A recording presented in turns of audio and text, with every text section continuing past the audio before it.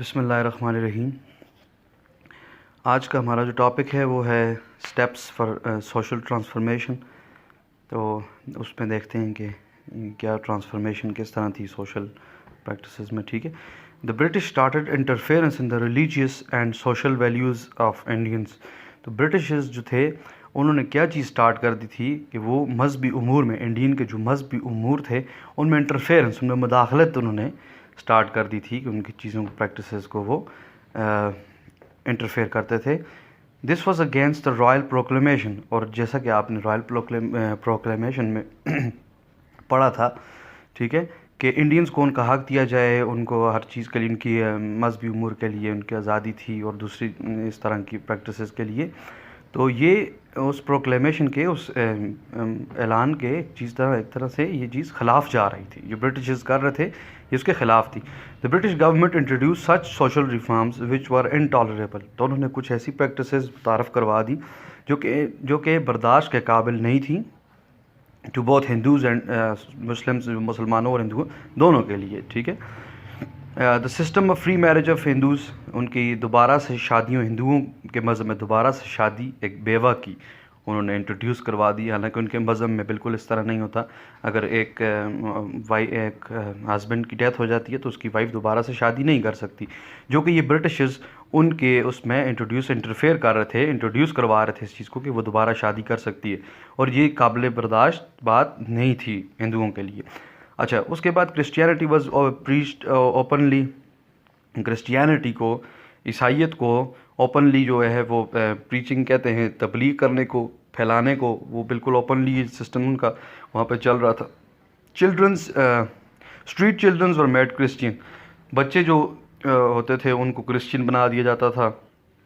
The britisher introduced western system of education. उन्हें west मगरबी तर्ज तालीम जो है वो इंट्रोड्यूस करवा दिया, which was cause of concern of Indian, जो कि इंडियंस के कंसर्न था। ठीक है। The soldiers who belong to the subcontinent would get much lesser salary. तो जो सब कॉन्टीनेंट से जो सोल्जर्स, जैसे कि उन्होंने कह दिया कि ये एक्टिवली पार्टिसिपेट कर सकते हैं हमारे उस सिस्टम में, हमारी आर्मी में, इंडियंस को जो प्रोक्लेमेशन उन्होंने हक दिया था उसमें हक तो उन्होंने दे दिया, लेकिन बाद में ये था कि वो उनको इतनी सैलरीज नहीं दे रहे थे, या जो सब कॉन्टीनेंट के सोल्जर्स थे, लोकल सोल्जर्स थे, उनको किसी किस्म का कोई प्रमोशन नहीं था। The behaviour of the British officers toward local soldiers were based upon the hatred and cruelty. तो जो ब्रिटिश ऑफिसर्स का जो बिहेवियर था सोल्जर्स की तरफ, वो किस तरह का था कि जालिमाना था और हैट्रेड, नफ़रत वाला रवैया था उनकी तरफ। ठीक है। The government introduce such rules and reforms which cause revolt in the army. ये वो सारी चीज़ें थी जिन्होंने गवर्नमेंट से या आर्मी में एक चीज़ का नफ़रत पैदा कर दी।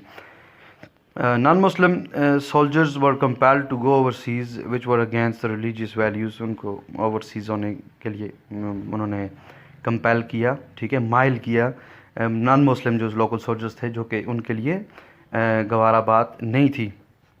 अच्छा, उसके बाद क्या था? After the war of independence, आज़ादी की इस जंग के बाद, the British took full control over the sub continent. वो सारे बर सगीर पर काबिज हो गए ब्रिटिशर्स, और उन्होंने डायरेक्टली रूल करना शुरू कर दिया। ठीक है।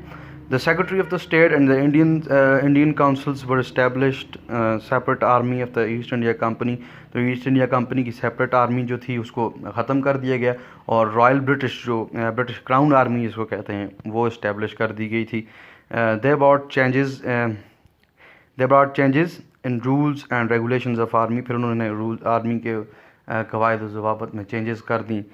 तो the British adopted the policy of divide and rule. तो ब्रिटिश ने जो डिवाइड एंड रूल की पॉलिसी थी वो अडॉप्ट कर ली। अब डिवाइड एंड रूल जो टर्म है, इसका मतलब ये है कि आप किसी पावर को डिवाइड कर दें और फिर रूल कर लें ईज़िली से। ठीक है। कि एक चीज़, अगर किसी चीज़, एक मैंने आपको ऑलरेडी बताया था कि इतने सारे सिस्टम को कंट्रोल करना किसी एक बंदे के बस की बात नहीं थी, इसलिए उन्होंने प्रोविंसेस को हक दे दिया, इस तरह सारी चीज़ें डिवाइड कर दी और वो खुद ईजिली रूल करते थे। डिवाइड एंड रूल ये चीज़ होती है पॉलिटिक्स में। ठीक है। Hope you understand all these things. तो नेक्स्ट जो हमारा टॉपिक है उसके बारे में उसका टॉपिक है ब्रिटिश एजुकेशन पॉलिसी। तो एजुकेशन पॉलिसी या उसमें जो लॉर्ड्स थे, फर्दर लॉर्ड मकाउली है, उसमें लॉर्ड रिपन है, कर्जन है, इस तरह के जो लॉर्ड्स या उन्होंने जो चेंजेस की थी या उनकी जो रिफॉर्म्स थी, वो एक वीडियो लेक्चर है बहुत अच्छा सा इफ़ेक्टिव सा। वो चीज़ मैं अटैच कर दूंगा अपने लेक्चर में साथ, ताकि आप लोगों की समझ के लिए आसानी हो जाए और उससे आप इजीली समझ सकते हैं। ठीक है, थैंक यू। आज के लिए इतना ही, तो मिलते हैं फिर इंशाल्लाह नेक्स्ट लेक्चर में।